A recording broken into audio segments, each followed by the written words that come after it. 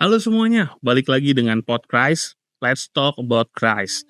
Podcast ini kita bisa ngobrolin secara santai tentang kehidupan, tentang iman Kristen, bahkan dengan logika. Kita akan ulik semuanya dengan pertanyaan-pertanyaan yang mungkin terdengar receh, tapi sebenarnya kita butuh jawabannya. Kali ini dengan gua, Gary, kita akan membicarakan tentang tema receh pertama. Kalau Tuhan itu baik dan berkuasa, kenapa dia membiarkan penderitaan? Mungkin pertanyaan ini terdengar, itu sudah sering saya tanyain, sudah sering saya sampaikan, terutama ketika saya mengalami penderitaan atau kesulitan atau down. Buat teman-teman yang lagi galau, yuk kita dengerin podcast kita hari ini.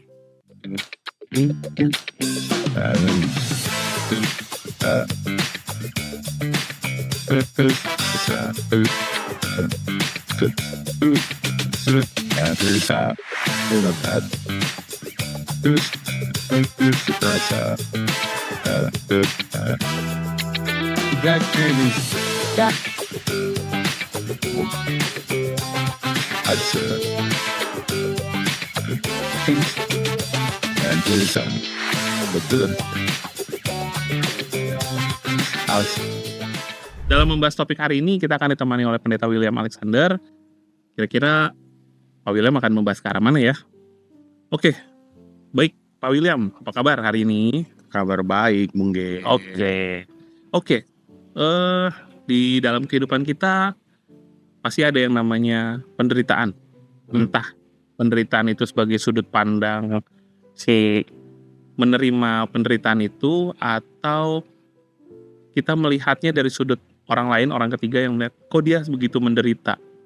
Tapi yang jadi pertanyaan saya untuk mengawali podcast kita pada hari ini, sebenarnya sebagai orang Kristen kita perlu percaya karma atau tabur tuai nggak ya? Atau itu dua hal yang berbeda? Oke, kalau dari sisi Kristen kita nggak bisa memahami karma dan dharma yang dipegang oleh saudara-saudara kita di Buddha atau Buddhisme, karena berbeda karma dan dharma dalam konsep keyakinan mereka dengan tabur tuai dengan konsep keyakinan kita. Oke. Karena seringkali kan kita bahas tabur tuai, apa yang kita tabur akan kita tuai. Kalau kita menabur kebaikan, kita akan menuai kebaikan. Tapi kita melupakan bahwa dalam konsep tabur tuai juga ada kehendak Allah yang terjadi.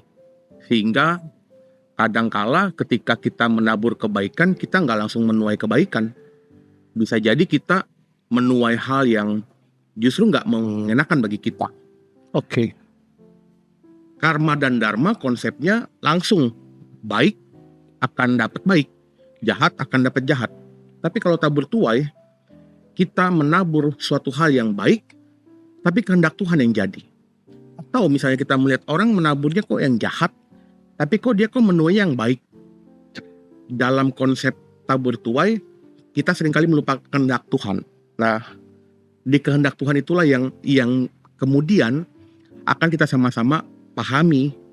Sehingga kalau sebagai orang Kristen kita mengalami penderitaan, maka pasti ada kehendak Tuhan yang mau terjadi dalam kehidupan setiap orang beriman.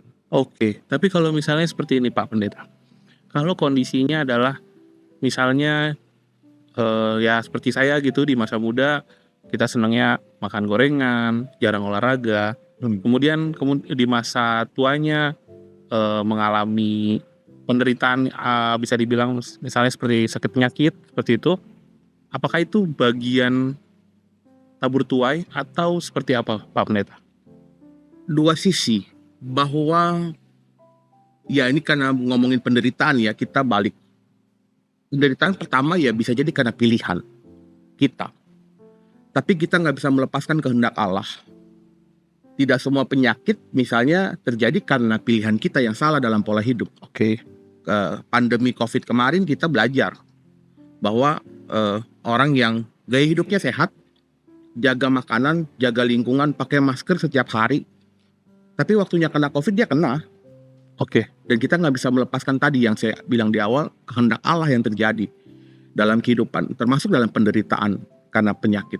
Pun misalnya anak-anak muda patah hati, menderita, nggak bisa makan, tidur susah, itu kehendak atau bukan? Bisa jadi ya kehendak Allah. Tapi bisa juga karena pilihan. Tadi yang Bung Ge sampaikan. Dua hal ini yang mesti kita pahami bersama ketika kita mau mendalami tentang kenapa sebagai orang Kristen kita menderita atau mengalami penderitaan, padahal kita meyakini Allah yang penuh dengan kuasa, Allah yang besar, begitu. Oke, artinya setiap penderitaan yang akan kita alami sebenarnya ada sebuah, bisa dibilang suratan takdir atau memang sepenuhnya kehendak Allah. Kita tidak meyakini takdir. Oke. Kalau dalam keimanan Kristen itu, ya kita meyakini predestinasi atau rancangan Allah yang sudah Allah tetapkan dalam kehidupan seorang manusia.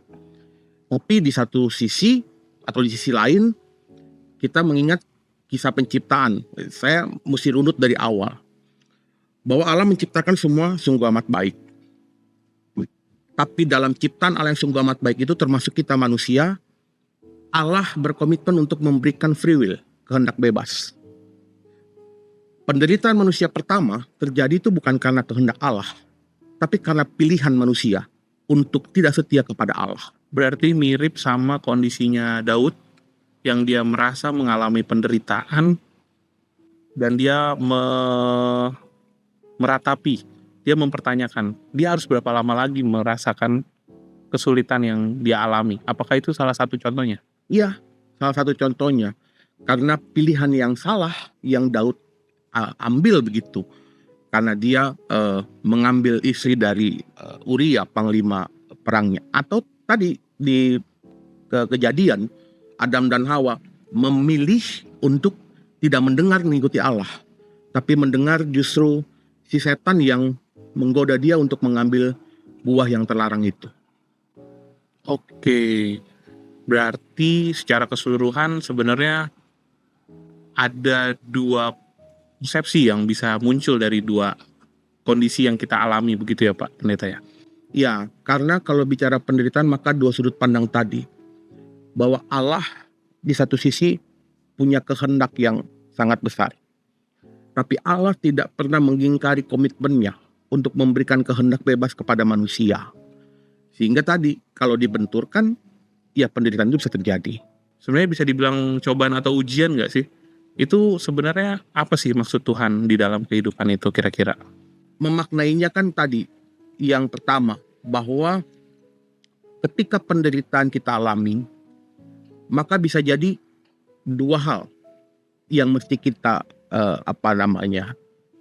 renungkan. Pertama, introspeksi diri. Apakah saya menderita itu karena pilihan saya yang salah? Misalnya tadi saya bilang ya, kita kadang-kadang anak muda lah. Bung Ge kan pernah muda juga ya. Saya gak pernah muda. Masih muda dong. Masih muda ya? Masih muda. Belum 40 Pak. Masih under 40. Anak-anak muda misalnya galau, pengen ngejar si dia, baper. Itu kan pilihannya dia. Betul. Untuk suka sama dia, sama seseorang. Kalau misalnya orang itu nggak suka, nggak merespons, atau misalnya dalam sebuah hubungan salah satu bilang udah kita udahan putus, kadang-kadang kan kita meratapinya kenapa dia begitu ya, gue kurang baik apa, atau kadang-kadang kan kita berfokus kenapanya dia memutuskan kita gitu ya. Dan kemudian kita jadi menyalahkan, gue kurang baik apa, berhitung. Oke. Sehingga kita jadi mungkin jadi menderita tadi ya, galau. Padahal mungkin saja Tuhan menunjukkan lu tuh salah pilih, bukan dia. Dan udah berkali-kali mungkin Tuhan kasih tanda, jangan. Tapi kita masih terus ngotot karena tadi kita punya free will, kita punya kehendak bebas yang kemudian pada akhirnya kita memaksakan kehendak kita, bukan kehendak Tuhan. Atau misalnya ketika kita mengalami duka cita, saya mengalami itu misalnya ketika saya memilih untuk menjadi seorang pendeta, saya kuliah, tapi di ujung perkuliahan saya Tuhan malah panggil ayah saya yang notabene support saya dari awal. Oke. di situ kan jadi sebuah pertanyaan, nih Tuhan kok Maksudnya apa? maksudnya apa? Kenapa Saya- Tuhan ya. mengambil support system saya gitu ya? Saya mau jadi pelayan Tuhan, saya pengen mengabdikan diri saya buat Tuhan, tapi kok Tuhan kok berbuat seperti ini?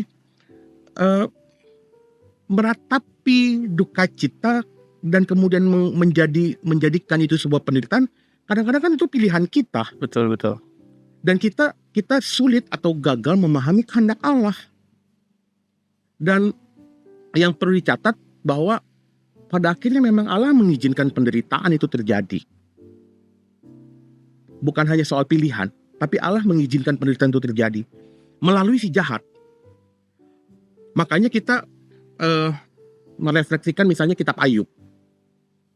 Allah mengizinkan si jahat untuk memberikan penderitaan Kepada Ayub itu ya. kepada Ayub dan Dan juga itu kepada kita. bukan karena karma tadi, bukan karena tabur tua yang tadi kita bahas Bukan di karena awal ya. itu, Oke. tapi memang karena Allah mau mengizinkan penderitaan itu terjadi supaya melihat kita mau berjalan sama siapa, sama ego kita, sama kehendak kita, atau sama kehendak Allah. Ya. Dan disitulah kita menyadari bahwa penderitaan pada akhirnya adalah tanda bahwa ya kita itu diajak untuk memilih yang benar, yaitu memilih berjalan bersama dengan Tuhan, bukan memilih berjalan dengan ego diri kita, dengan kehendak kita, dengan keinginan kita. Oke. Nah, tapi kalau kita balik lagi Pak Pendeta, kalau di dalam konsep penderitaan yang dialami oleh dalam iman Kristen, kira-kira posisi Tuhan itu ada di mana saat itu? Karena kan kalau kita sebagai misalnya kita mengalami penderitaan, kita ngerasanya Tuhan ada di mana ya? Tuhan jauh sekali. Tuhan peduli nggak sih sama kita sebenarnya hal-hal yang seperti itu? Kira-kira sebenarnya Tuhan ada di mana saat itu? Nah, kita bisa merefleksikannya berkaca dari penderitaannya Tuhan Yesus, Bung B. Ketika Tuhan Yesus berdoa di Taman Getsemani, Tuhan Yesus kan bilang, kalau boleh biarlah cawan ini berlalu daripadaku. Iya, betul. Tapi biarlah kehendakmu yang jadi, bukan kehendakku. Sisi kemanusiaan Yesus mau ditundukkan di bawah kehendak Allah. Satu. Allahnya di mana? Allah itu sedang berkarya dalam penderitaan itu. Dan Allah di dalam Kristus yang kemudian ada bersama-sama dengan manusia yang menderita. Makanya ketika kita bilang bahwa pasti fungsinya iman kita dalam penderitaan Kristus, atau orang mungkin sering bilang, masa Tuhan menderita? Iya, benar-benar. Itu sering jadi pertanyaan yang seolah-olah menyudutkan. Masa sih kalau Tuhan lu berkuasa, masa dia harus menderita juga gitu ya? Tapi di titik itulah justru kita bisa merefleksikan bahwa dalam penderitaan yang Tuhan Yesus tanggung, disitulah dia menderita bersama-sama dengan kita yang juga menderita. Makanya dosen saya tuh Pak Pendeta Yoas Adi Prasetya, ada satu statementnya dia di buku Raja yang Menderita. Dia bilang gini, penderitaan itu adalah tanda bahwa kita itu manusia adalah sosok yang rapuh. Namun dalam keimanan, kerapuhan itu kita alami bersama-sama dengan Kristus yang juga mengalami penderitaan. Makanya ketika kita menderita, maka kita seharusnya bukan bertanya lagi di mana Allah. Karena dalam penderitaan yang kita jalani, Allah jalan bersama dengan kita, yaitu Allah di dalam Kristus yang menderita. Dan kalau ada orang yang bertanya misalnya dalam penderitaannya bertanya Allah di mana, itu sebuah kewajaran dan sebuah hal yang manusiawi. Kalau kita ingat di kayu salib Tuhan bilang, Eli Eli lama sabachthani, Allahku Allahku mengapa engkau meninggalkan aku. Kata-kata itu bukan hanya diucapkan oleh Yesus, tapi juga oleh Daud. Iya, betul. Ketika Daud mengalami tekanan dan penderitaan. Refleksi itu bukan mau menganggap bahwa Tuhan ada di mana, bertanya begitu ya, bertanya dalam kekosongan, tapi justru untuk sungguh-sungguh menghayati ketika Eli Eli lama sabachthani, Allahku Allahku mengapa engkau meninggalkan aku. Sebetulnya itu adalah sebuah hal yang reflektif, karena kehendak kita yang mau diutamakan sehingga kehendak Allah yang kita singkirkan, maka kita sendiri yang sedang menyalahkan diri kita. Oke. Gitu. Oke. Berarti dengan kata lain sebenarnya seringkali kita tidak menyadari bahwa dari setiap penderitaan yang kita alami itu ada karya Tuhan di dalamnya.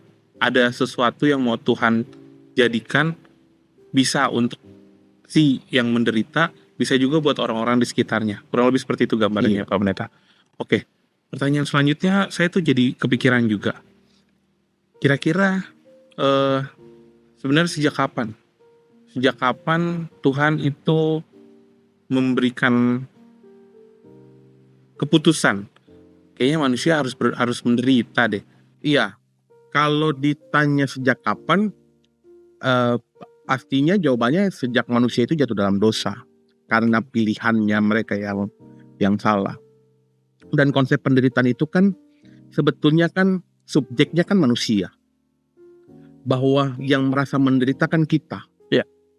Bahwa kalau dibilang Allah kenapa mengizinkan penderitaan, bukan Allah nggak perlu menunjukkan kemegahan dan kemuliaannya dengan memberikan penderitaan ke manusia, tapi semata-mata pertama supaya manusia itu sendiri kembali pada hakikatnya, yaitu mengikuti kehendak Allah dan bertaut sama Allah.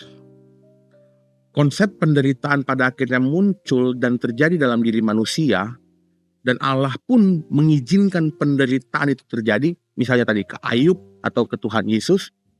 Itu semata-mata mau menunjukkan juga bahwa ya memang relasi manusia dengan Allah itu harusnya berkesinambungan dan gak bisa putus. Oke. Kalau putus, ya penderitaan yang dialami. Oke. Berarti ada satu bentuk yang mau memang Tuhan sampaikan, tapi dengan cara yang berbeda seperti itu ya, kurang lebih ya.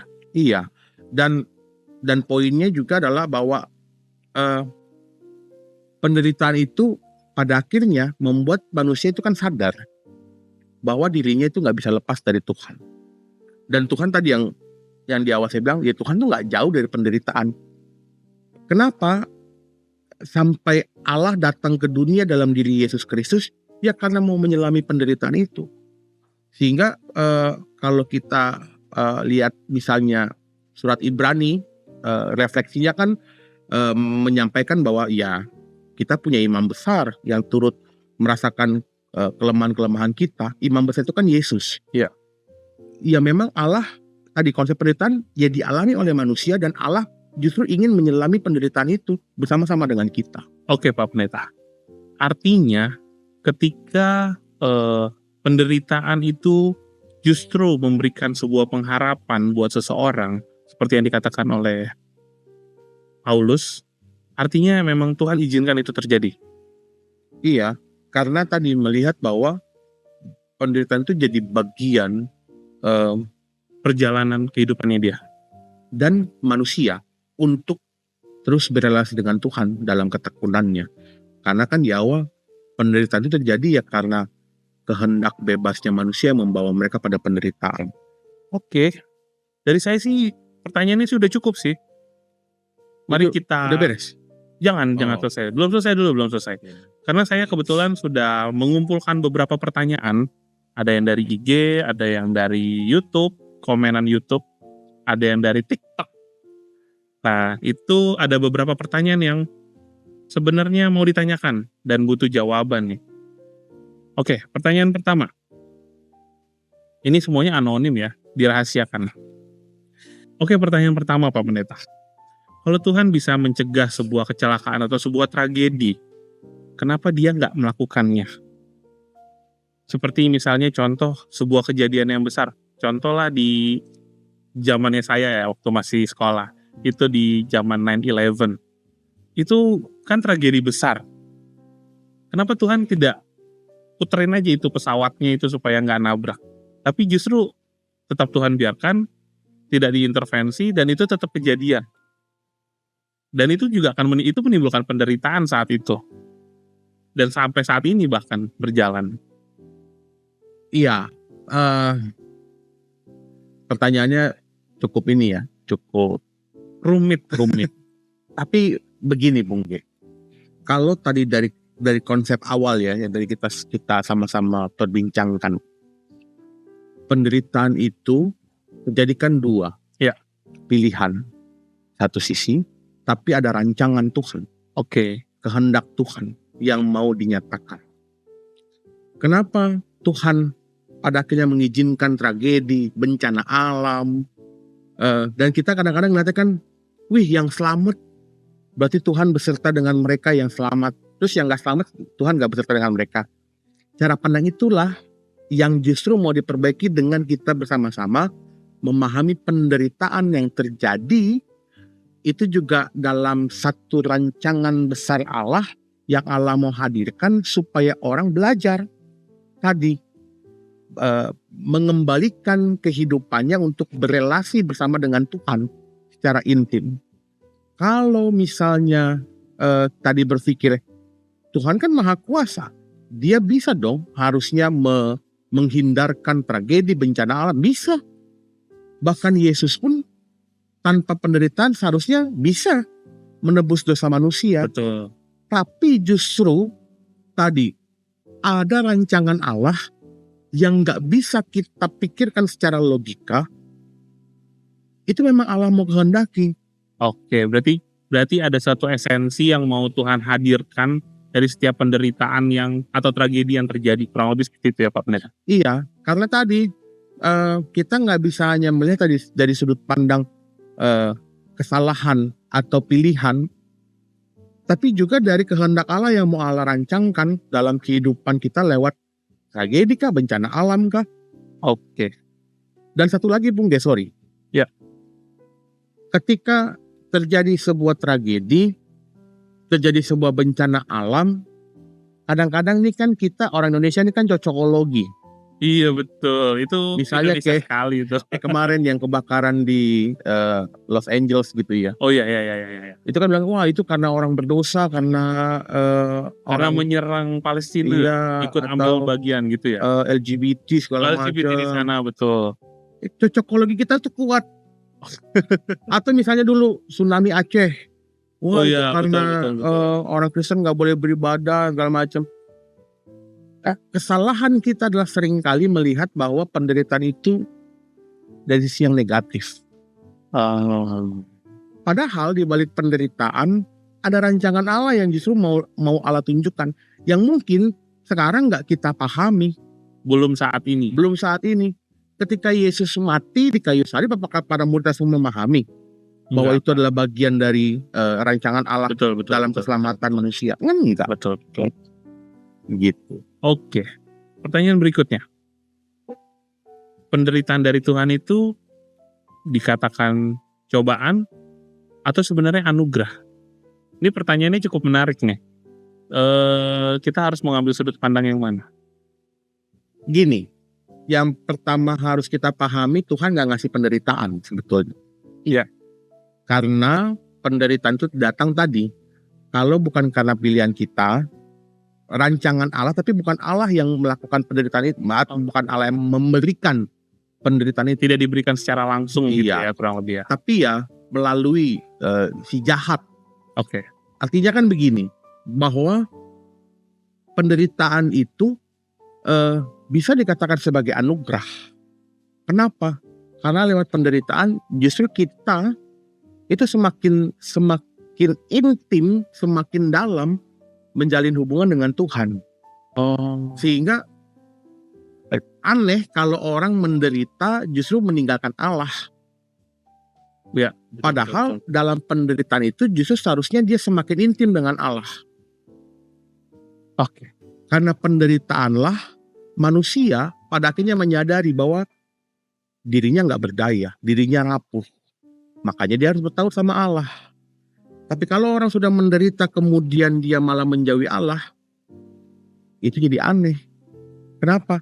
Udah tahu dia nggak bisa sendirian, udah tahu dia nggak bisa menghadapi itu seorang diri, malah menjauhi Allah yang adalah sumber damai sejahtera. Oke, menarik sekali. Oke, kita lanjut ke pertanyaan selanjutnya ya Pak Pendeta.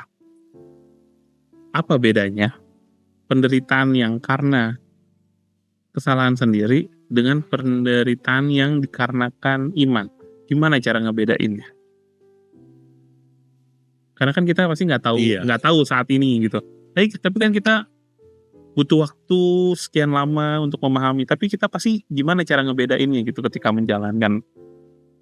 Eh, Begini, kadang-kadang kita bicara tentang pilihan, tidak kita kaitkan dengan iman. Misalnya gini, ketika kita memilih untuk hidup jujur, meskipun orang membenci kita, itu kan pilihan karena iman kita. Iman kita tidak pernah mengajarkan kebohongan, dusta. Tapi ketika kita juga melihat bahwa pilihan itu bukan hanya bisa dikaitkan dengan iman, tapi juga bisa dikaitkan tadi dengan ego diri, dengan kehendak diri, maka disitulah kemudian kita bisa melihat bahwa kalau penderitaan terjadi, ya kita bisa melihat kok dari pilihan kita. Pilihan kita itu didasarkan karena iman atau karena ego diri. Ada misalnya orang yang menganggap begini, saya ngambil contoh misalnya anak muda ya, pacaran, beda agama. Kadang-kadang kan kita mikirnya udah jalanin aja dulu, urusan belakangan. Tapi ketika mentok, kemudian kita bilang, Tuhan kok gini banget sih? Kita kan sama-sama cinta, sama-sama sayang, kok nggak bisa? Cinta. Iya. Padahal kita mendasarinya pilihan itu karena iman atau karena ego diri. Atau tadi kita merasakan kehilangan, duka cita gitu ya. Kita memilih untuk bersedih. Pilihan bersedih itu karena iman atau karena ego? Dalam iman kita sama-sama meyakini bahwa semuanya itu berasal dari Allah dan kembali kepada Allah. Iya, betul. Tapi kan ego diri kita, itu orang yang kita sayang kok. Iya. Itu orang yang sangat berpengaruh dalam kehidupan saya, kok Tuhan ambil. Ya. Cara membedakannya adalah introspeksi diri. Balik lagi ya, introspeksi diri, kira-kira sebenarnya ada rencana Tuhan apa sih yang terjadi dan itu membuat kita menjauh atau mendekat? Kurang lebih seperti itu ya. Nah, di tengah-tengah pertanyaan atau tanda tanya itu, pilihan harus kita buat lagi. Oke. Yaitu mendekat dengan Tuhan. Justru ketika kita bertanya-tanya, ini rancangan Tuhan apa bukan? Ini kehendak Tuhan atau bukan? Ini karena saya salah atau bukan? Di tengah-tengah kegalauan itu, kita harus membuat pilihan. Pilihannya adalah berjalan bersama dengan Dia. Gimana caranya kita menguatkan orang yang menderita? Ini pertanyaannya menarik sekali. Kadang kan kita cuma bilang, guys itu rencana Tuhan. Kayaknya klise banget gitu ya. Orang kita nggak ngalamin, tapi kita seolah-olah kita bisa kasih penguatan. Tapi sebenarnya gimana sih cara menguatkan orang lain yang lagi menderita itu? Baiknya seperti apa? Iya, secara teori ya. Kita bahas secara teori dulu. Oke. Secara teori, orang yang sedang menderita itu hanya butuh ditemani dan didengar. Benar. Kalau kita banyak ngomong, ini kejadiannya kayak Ayub sama teman-temannya, menghakimi. Tapi secara iman, nah ini balik bicara iman ya, bahwa dalam kehidupan persekutuan kita, ya kita harus hadir bersama dengan mereka yang menderita.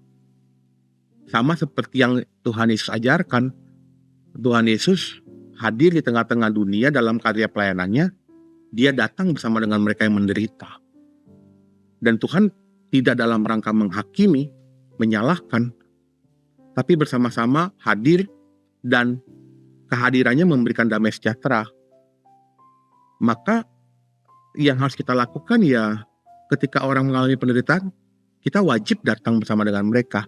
Tapi bukan dalam rangka menghakimi, atau kadang-kadang kita kan gampang ngomong sabar ya. Ya betul. Kata-kata itu kadang-kadang terkesannya justru menyudutkan loh. Oh ya? Menyudutkannya gimana? Contoh nih Bung Ge ya, kita menderita, terus kita bilang sabar ya. Emang lu kira gue gak sabar? Oh iya benar juga ya. Benar. Terus misalnya kita ada orang sedang menderita, terus kita bilang tenang aja Tuhan pasti jawab. Lu pikir gue gak tenang, gak berusaha tenang? Iya. Kadang-kadang kita suka melontarkan kata-kata yang kadang-kadang justru menyudutkan. Tanpa sadar tanpa ya. sadar ya. Tapi dengan kehadiran kita, saya sering ya ini ya apa namanya ya kadang-kadang tuh bentuk perhatian itu nggak harus dari kata-kata. Dengan misalnya ya memeluk mereka atau ya duduk aja bersama-sama dengan mereka, meratapi kesedihannya, cukup enough sampai situ. Kadang-kadang nggak perlu kata-kata yang kita keluarkan, apalagi sampai kita ngurik lu kenapa sih, Emang emang tahu detil-detilnya gitu ya. ngorek begitu. Oke, kalau orangnya ya kita nggak bisa pukul rata semua ya. Betul. Oke, kalau orangnya memang terbuka, tapi kalau yang enggak, justru dia akan makin terpuruk dalam penderitaan. Iya benar juga ya, masuk akal. Tapi kita kan kadang-kadang nggak bisa menyadari bagian yang itu ya. Iya, Padahal sebenarnya kehadiran kita aja sudah cukup membantu untuk menyediakan kuping. Tapi mulut kayaknya pengen tahu gitu, kepo gitu soalnya. Ya, benar, masuk akal. Ini sebenarnya sesuatu hal yang baru, bukan baru sih sebenarnya, tapi menyadarkan sih. Menyadarkan kalau sebenarnya kalau kita mau menolong orang, mau menguatkan orang, start dari kehadirannya dulu berarti ya. Oke. Ini pertanyaan terakhir. Kenapa dari penderitaan yang terjadi, Tuhan gak hapus aja memorinya? Misalnya contoh kayak Ayub. Dia kan mengalami kesulitan. Kenapa Tuhan gak bikin dia hilang ingatan aja? Jadi dia start dari nol lagi kayak Pertamina. iya. Kenapa kita jadi seolah-olah malah seringkali itu jadi menimbulkan sesuatu. Saya nih dulu, nah, hal-hal kayak gitu kan bisa positif bisa negatif. Oke. Gimana menurut Pak Pendeta? Pertama, balik lagi. Tuhan menciptakan kita itu sungguh amat baik, Betul. ya kan? Dan ini kalau ngomongin soal mengingat dan melupakan nih skripsi saya sebetulnya. Oh gitu. Remembering. Dalam Alkitab kita itu kan semua kan hal yang remembering. Bangsa Israel keluar dari perbudakan itu kan rememberingnya mereka. Betul. Pengingatannya mereka. Betul. Bahwa mereka mengalami penderitaan di Mesir, mereka mengalami perbudakan keluar 40 tahun, perjalanan yang sulit, itu semua pengingatan. Bahkan Yesus ketika perjamuan terakhir, perbuatan ini menjadi peringatan anakku. Justru penderitaan itu ya harus diingat, bukan dihapus memorinya. Karena dari situlah kita justru belajar bahwa oh iya, penderitaan itu harusnya membuat saya dekat dengan Tuhan, bukan menjauh. Maka ya Tuhan nggak mau menghapus penderitaan itu dari memori kita. Cuma kadang-kadang tadi ya, plusnya kalau kita ingat, oh iya saya menderita nih karena saya jauh sama Tuhan, saya mesti dekat. Minusnya adalah kita jadi pongah, sombong. Masalah lu mah sepele, penderitaan lu mah nggak ada Gak ada apa-apanya. apa-apanya. Gue udah pernah ngalamin yang lebih. Nah itu yang jadi salah kaprah. Oke. Ketika kita mengingat penderitaan itu justru bukan untuk mengingat kita dekat sama Tuhan, balik sama Tuhan, tapi menyombongkan diri kita pernah melewati itu seolah-olah kita menghadapinya sendirian. Padahal kita mengingat bahwa penderitaan itu terjadi ya karena ada janji Tuhan juga. Di Wahyu kan ditulis ya, Wahyu 21 ayat 4. Ya. Tuhan janji ia akan menghapus segala air mata.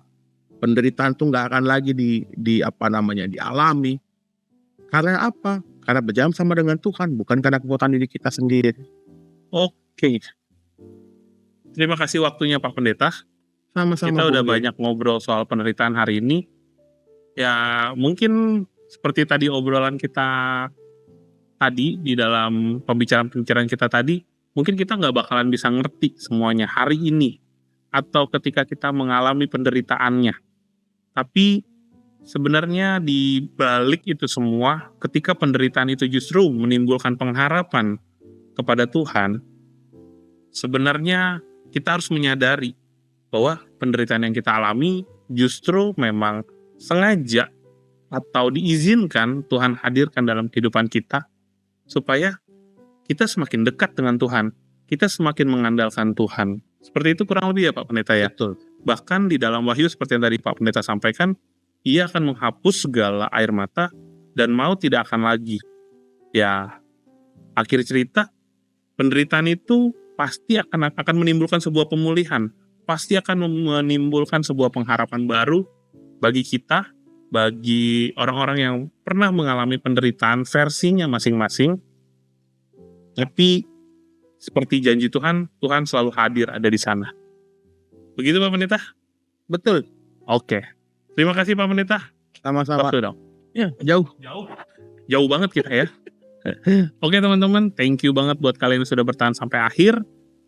Terima kasih sudah mendengarkan podcast kita pada hari ini. Kalau teman-teman punya pertanyaan terkait kehidupan, terkait iman Kristen, tentang logika, teman-teman boleh mention kami di @gkpdepok di media sosial kami, Instagram, TikTok, dan YouTube. Jangan lupa share, subscribe, dan like untuk setiap media sosial kami, supaya kami bisa dapat bertumbuh lagi, dan kami bisa menceritakan lebih banyak lagi pertanyaan-pertanyaan yang sebenarnya jadi pertanyaan dari teman-teman. Sampai ketemu di episode selanjutnya, tetap bertanya, tetap percaya Tuhan Yesus memberkati.